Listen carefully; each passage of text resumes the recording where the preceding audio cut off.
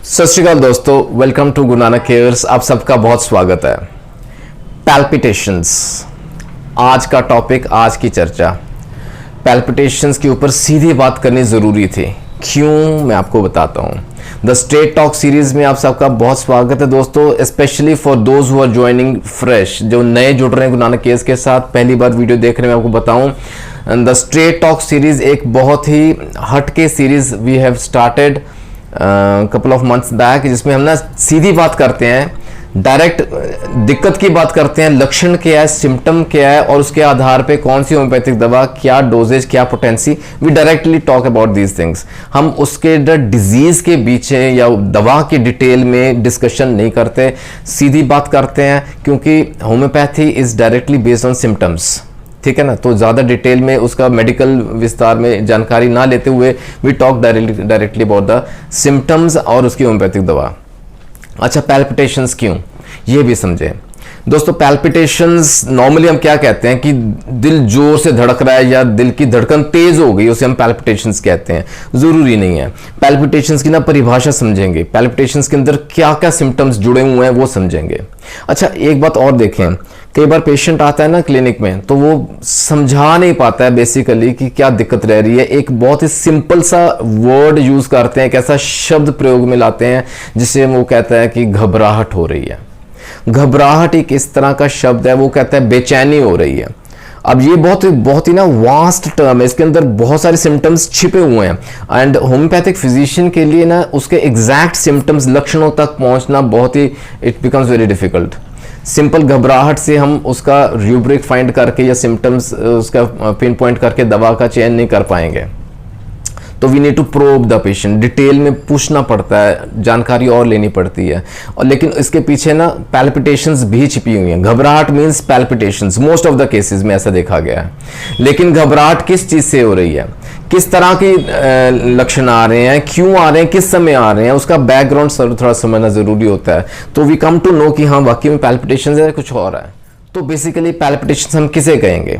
देखिए, बड़ी सिंपल सी भाषा में बात करते हैं। जैसे मैं अब कुछ बोल रहा हूँ, आप सुन रहे हैं, या अदरवाइज आप कोई नॉर्मल अपने रूटीन का काम कर रहे हैं, कोई कार्य कर रहे हैं। हम अपने कार्य में इतना मस्त हैं, अपने काम में इतने रुझे हुए हैं कि हमें ध्यान ही नहीं है कि हमारा हार्ट बीट कर रहा है ना।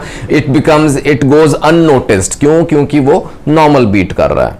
लेकिन अगर अपना कार्य करते हुए भी we are busy doing something, लेकिन हमें नोटिस हो रहा है, हमें एहसास हो रहा है कि यार मेरे को हार्ट बीट सुनाई दे रही है, हमें महसूस हो रही है अपनी heart beat, no that is palpitation. इसको हम पैल्पिटेशंस का नाम देंगे। ठीक है। अच्छा, पैल्पिटेशंस क्यों होंगी वो भी थोड़ा समझे। पैल्पिटेशंस होती हैं, दो प्रमुख कारण रहते हैं। वन इज कोई हृदय रोग है, कोई हार्ट का डिजीज है, कोई कार्डियक कॉज बनता है। ठीक है, मेजरली यही रहता है। लेकिन उसके अलावा और भी बहुत से कॉमन कारण रहते हैं, कॉजेज रहते हैं, उसमें आ जाता है। जैसे ना कोई एंग्जाइटी है, कोई डिप्रेशन का पेशेंट है, कोई एंटी डिप्रेसेंट्स ले रहा है। अच्छा, सिंपल कोई एंटी हाइपरटेंसिव टैबलेट्स भी ले रहा है ना, कोई हाइपरटेंशन ब्लड प्रेशर का मरीज है, उसको भी पैल्पिटेशंस हो सकती हैं। शुगर के मरीज को पैल्पिटेशंस हो सकती हैं। थायराइड के पेशेंट को पैल्पिटेशंस हो सकती हैं। अगर बिल्कुल नॉर्मल है बंदा, तो भी अगर बॉडी बिल्डर है, एथलीट है, डेली एक्सरसाइज करता है, जरूरत से ज्यादा दौड़ लिया है ना, चल लिया, दौड़ लिया, जॉगिंग की, एक्सरसाइज की, वजन उठाया, वेट लिफ्टर्स, उन सब केसेस में पैल्पिटेशंस हो सकती हैं। कि कोई ना ऐसी एलोपैथिक दवाएं भी रहती हैं जिनका एक साइड इफेक्ट रहता है, जिस वजह से पैल्पिटेशंस हो सकती हैं, वो भी एक कारण रहता है। देन टोबैको यूजर्स हैं ना, तंबाकू का सेवन करते हैं, स्मोकर्स हैं, रेगुलर स्मोक करते हैं ज़्यादा, इनको भी पैल्पिटेशंस की दिक्कत कभी ना कभी आ सकती है। कभी ऑक्सीजन की मात्रा कम हो गई है ब्लड में, उसका सिम्टम भी पैल्पिटेशंस आ सकता है। पोटेशियम की मात्रा बढ़ गई है खून में, उस वजह से भी पैल्पिटेशंस हो सकती हैं। और अगर हार्ट को लेके दिक्कत है ना, तो I have at least around 90 videos now, 90 के तकरीबन वीडियोस मैंने अपलोड किए हैं जो कि हृदय रोग से जुड़े हुए हैं और होम्योपैथिक दवाएं for the heart, homeopathy for the heart है ना, उसमें इतने वीडियोस हैं, उसमें पैल्पिटेशंस का जिक्र अक्सर किया गया है। यानी कि अगर हार्ट को लेके कोई दिक्कतें हैं ना, तो भी पैल्पिटेशंस हो सकती हैं। उसमें could be anything, majorly valvular insufficiency cases, valves की दिक्कत है, हार्ट के वॉल्व्स में कोई परेशानी है, उस वजह से पैल्पिटेशंस स्वाभाविक हैं। तो दोस्तों, देखा आपने पैल्पिटेशंस के कितने मायने निकलते हैं, कितने मतलब निकलते हैं, इसलिए ये थोड़ा समझना ज़रूरी था। आइए make a straight talk now, सीधी बात करते हैं पैल्पिटेशंस को लेके। क्या सिम्टम्स हैं, क्या लक्षण है, कौन सी दवा कौन सी पोटेंसी में और किस डोजेज में काम आएगी। सबसे पहले ना सबसे सिरे का केस लेते हैं कि बहुत ज़्यादा पैल्पिटेशंस है, भयंकर palpitations, we call violent palpitations. कई बार ऐसा पेशेंट आते हैं क्लिनिक में जिन्हें पैल्पिटेशंस बहुत सीवियर हो रही हैं, most of them are link to the heart problem, हृदय रोगी है जैसे, और इतनी वायलेंट पैल्पिटेशन रहती है कि बंदे को ना जैसे उसका ना एग्जामिन करते समय ये शर्ट का कॉलर है ना, ये कॉलर या शर्ट के बटन ये भी हिलते दिखते हैं दूर से। Even the person sitting next to him, साथ में बैठा व्यक्ति भी समझ जाता है, उसको भी आवाज भी आएगी, इवन ऑडिबल होती हैं ये पैल्पिटेशंस। इतनी वायलेंट पैल्पिटेशंस रहती हैं, बहुत ज्यादा रहेंगी। Single best remedies spigelia. Spigelia यहां काम आएगी। अच्छा, स्पाइजीलिया के ना कुछ एसोसिएटेड सिम्टम्स भी समझें। वायलेंट पैल्पिटेशंस तो रहती हैं, लेकिन एक ना कटिंग सी पेन रहती है in the region of the heart. Heart के एरिया में ना बहुत तीखा सा दर्द रहता है, और पेशेंट जो है ना वो बाईं तरफ नहीं लेट पाएगा। He must always prefer to lie on the right side, वो दाहिने तरफ ही लेटना पसंद करेगा, उसको राहत मिलती है सिम्टम्स में। ये कुछ एसोसिएटेड सिम्टम्स हैं जो स्पाइजीलिया की तरफ इशारा करते हैं। माउथ से ना फाउल ब्रेथ आती है, बांस आती है पेशेंट के, ये एसोसिएटेड सिम्टम। दो पैल्पिटेशंस के साथ इसका कोई लिंक नहीं है, लेकिन मैं आपको बता रहा हूं कि अगर ऐसी दिक्कतें हैं तो spigelia is a sure shot remedy. और पेशेंट की जो पल्स है ना वो वीक रहेगी, वो इर्रेगुलर रहेगी। और पेशेंट जो स्पाइजीलिया का होगा ना उसको ना गर्म पानी पीने की इच्छा होती है, क्रेविंग रहती है, तलब उठती है फॉर हॉट वाटर। अच्छा, ऐसे कुछ अंडरलाइंग सिम्टम्स माइंड में रखें, और अगर इससे ऐसे किसी प्रोफाइल के पेशेंट को पैल्पिटेशंस होती हैं, इतनी वायलेंट होंगी, तो स्पाइजीलिया की ना कपल ऑफ डोजेज से आराम आ जाएगा। अगर जैसे अभी अचानक से शुरुआत ही हुई है पैल्पिटेशंस, 30C में दें जस्ट 1 और 2 डोजेस, उसको राहत मिलेगी। अच्छा, कोई हृदय का रोगी है, हार्ट का पेशेंट है, किसको पास्ट में हार्ट अटैक भी हुआ है, या कॉरोनरी आर्टरी डिजीज है, CAD का पेशेंट है, उसको ना पैल्पिटेशंस हुई हैं, और again there is a sensing कि हार्ट फेलियर की तरफ तो नहीं जा रहा केस, इस तरह का कोई केस है। अच्छा, फिर लेफ्ट आर्म में, लेफ्ट शोल्डर में, left part of the heart region में पेन रहती है, दर्द रहता है अलॉन्ग विद पैल्पिटेशंस, ये अगर कुछ सिम्टम्स हैं, क्रेटिगस विल हेल्प यू हियर। और ऐसे पेशेंट में ना थोड़ा सा मूव करने से, थोड़ा सा हिलने से भी ना पैल्पिटेशंस जो है ना, धड़कन और बिगड़ जाएगी और तेज हो जाएगी। ये बड़ा टिपिकल सिम्टम है जहां क्रेटिकस काम करती है। और ऐसे पेशेंट के ना जो फिंगर टिप्स हैं या टोज है ना, पाँव के या फिंगर्स हाथों की उंगलियां, इनकी जो टिप्स है ना वो थोड़े ब्लूनेस में रहेंगे, थोड़े नीलेपन में रहेंगे। क्रेटिकस क्यू में तो अपने पास रखें, इसको कंटिन्यूसली लें दोस्तों। अगर पास हिस्ट्री मैंने बोला ना कॉरोनरी आर्टरी डिजीज है, हार्ट फेलियर, हार्ट अटैक का केस है, तो क्रेटिकस क्यू में 10 बूंदें दिन में 3 बार दें, एटलीस्ट आधे गिलास गुनगुना पानी। कई बार ऐसा केस होता है जहां पैल्पिटेशंस हो रही हैं और साथ में ना एक फेंटिंग सी फीलिंग हो रही है, जैसे ना बेसुर्त हो रहा है बंदा, अगर उसको नई दवा दी गई वो बेहोश हो जाएगा। उसकी पल्स वीक रहती है, कमजोर रहती है। ऐसे केस में क्या करें? अगर पैल्पिटेशंस हो रही है ना, kalmia will help you here. Kalmia heart के लिए एक बहुत अच्छी दवा है, इसका विस्तार से अलग से डिस्कशन होनी चाहिए कैल्मिया के ऊपर, बट यहाँ याद रखें अगर इस तरह का कोई दिक्कत है तो kalmia again 30C just 2 drops directly tongue में डालें, उसको तुरंत आराम आएगा।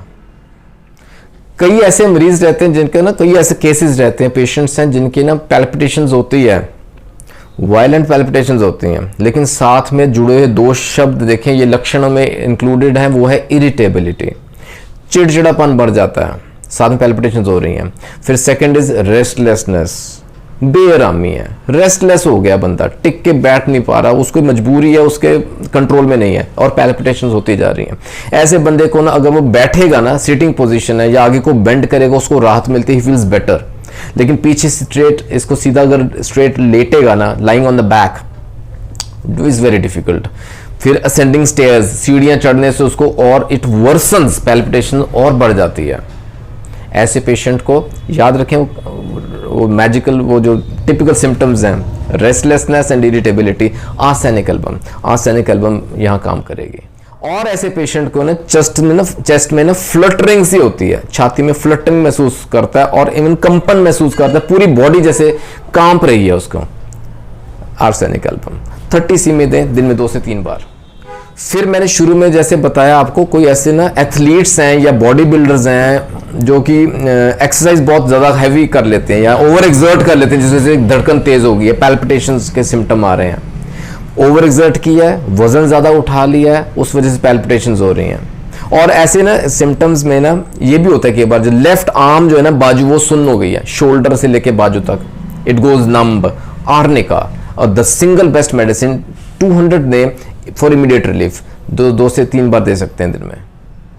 दोस्तों कई पेशेंट्स में ना बड़े टिपिकल सिम्टम्स रहते हैं हार्ट बीट को लेके, पल्स को लेके। पल्स बड़ी वीक है, स्लो है, इरेगुलर है। अब इरेगुलर में भी ना ये बड़ा टिपिकल सिम्टम है। कई बार पेशेंट को लगता है कि हर तीसरी, 5वीं, 7वीं बीट में ना पल्स मिस हो रही है, उसको पल्स महसूस ही नहीं होती, ये वो मिस कर रहा है वो pulse. Digitalis will help you here. इसको हम कहेंगे इरेगुलर एंड इंटरमिटेंट पल्स। इस तरह का सिम्टम है, डिजिटैलिस बहुत ही बेहतरीन दवा। अच्छा, ऐसे पेशेंट को ऐसा भी लगता है कि मैं थोड़ा सा हिला ना तो कहीं मूवमेंट किया, थोड़ा सा चला तो कहीं मेरा हार्ट बीट करना बंद ही ना कर दे, इस प्रकार का डर है, सेंसेशन ऐसी रहती है अंदर, एहसास ऐसा रहता है। डिजिटैलिस दें, 200 पोटेंसी में दें, 2 से 3 बार काम आएगी। दोस्तों कई ऐसे केसेस रहते हैं जहां पैल्पिटेशंस हो रही हैं, साथ में रेस्टलेस हो गया बंदा, रेस्टलेसनेस है, एंग्जाइटी के सिम्टम है और फियर ऑफ डेथ है। यानी कि ऐसा डर है मन में कि अगर मेरी धड़कन नॉर्मल ना हुई कहीं मैं मर ही ना जाऊं, ऐसी पैल्पिटेशंस, इतना फियर है मन के अंदर। ऐसे पेशेंट को एकोनाइट चाहिए। कुछ हद तक आर्सेनिक एल्बम दोबारा आती है माइंड में, क्योंकि वो रेस्टलेसनेस वाला सिम्टम है, फियर का सिम्टम रहता है। लेकिन इसमें क्या रहेगा, टिंगलिंग ऑफ फिंगर्स, झंझनाहट सी महसूस करता है उंगलियों में, दैट। एंड सेकेंडली ये पैल्पिटेशंस रहती है ना, ये अचानक आएंगी, सडन आएंगी, एक एक्यूट अटैक जैसे पैल्पिटेशंस का हो गया। अगर ये सिम्टम है तो वहां एकोनाइट काम आएगी, यहाँ आर्सेनिक नहीं देंगे। और ऐसे बंदे में जो पल्स रहती है वो फुल रहती है, पूरी सख्त रहती है, हार्ड एंड टेंस है, एकोनाइट अगेन 200 पोटेंसी में दे। सडन अगर अटैक आया ना, 30 में भी काम आती है। 2 ड्रॉप्स डायरेक्टली टंग में दें, 1 चम्मच पानी में डाल के दें, 2 से 3 बार दे सकते हैं दिन में, राहत मिलती है। और दोस्तों एक और सिंपल सी दवा नोट करें, सिंपल सी दवा है लेकिन काम आती है, अर्जेंटम नाइट्रिकम। अर्जेंटम नाइट्रिकम वहां देंगे अगर पैल्पिटेशंस हो रही हैं, अगर बंदा जैसे ना बाईं तरफ लेटा है ना, टर्न लेता है बाईं तरफ towards the left side while lying, तो पैल्पिटेशंस होंगी, धड़कन उसको महसूस होती है। अर्जेंटम नाइट्रिकम वो काम आएगी 30 में दिन में 2 से 3 बार। अच्छा, फिर एक और सिम्टम मैंने शुरू में लक्षण बताया आपको, कई बार ना स्मोकिंग से, तंबाकू की सेवन से या धूम्रपान की वजह से पैल्पिटेशंस हो रही हैं। फास्फोरस बहुत ही बेहतरीन रोल। और सेकेंडली फास्फोरस वहां भी काम आती है जहां ना एसोसिएटेड सिम्टम में देखें सेक्सुअल वीकनेस है, बंदा सेक्सुअली वीक महसूस करता है खुद को और पैल्पिटेशंस आ रही हैं, उसको तंग कर रही हैं। फास्फोरस 30 में दे, राहत मिलेगी। तो दोस्तों देखा आपने पैल्पिटेशंस को लेके कितने लक्षण निकल आए, कितने और इस वास्ट सिम्टम्स निकले। ये बहुत ब्रॉड टर्म है, पैल्पिटेशंस, घबराहट, बेचैनी। तकरीबन I have try to cover up all the major symptoms. मैंने पूरी कोशिश की है प्रमुख जो लक्षण है उनको आपके सामने रखूं और दवाएं आपके सामने रखूं, उसका चर्चा करूं। तो आशा करता हूं आपको इससे कहीं ना कहीं किसी ना किसी को कोई ना कोई फायदा जरूर पहुंचेगा। दोस्तों do share this video, knowledge बढ़ाने से और बढ़ती है, सबका बेनिफिट होना चाहिए, सबको फायदा मिलना चाहिए इन वीडियोस का। जुड़े रहें गुरु नानक केयर्स के साथ for more such informational videos. आपके मन में कोई डाउट है, कोई सुझाव आपने देना है, कोई पर्सनल रिक्वेस्ट है तो जरूर कमेंट सेक्शन में डालें। आप मुझे व्हाट्सएप कर सकते हैं, you can mail me at gurunanakcares@gmail.com। जल्दी मिलेंगे अगले वीडियो में, अपना ख्याल रखें दोस्तों, टेक केयर, गॉड ब्लेस।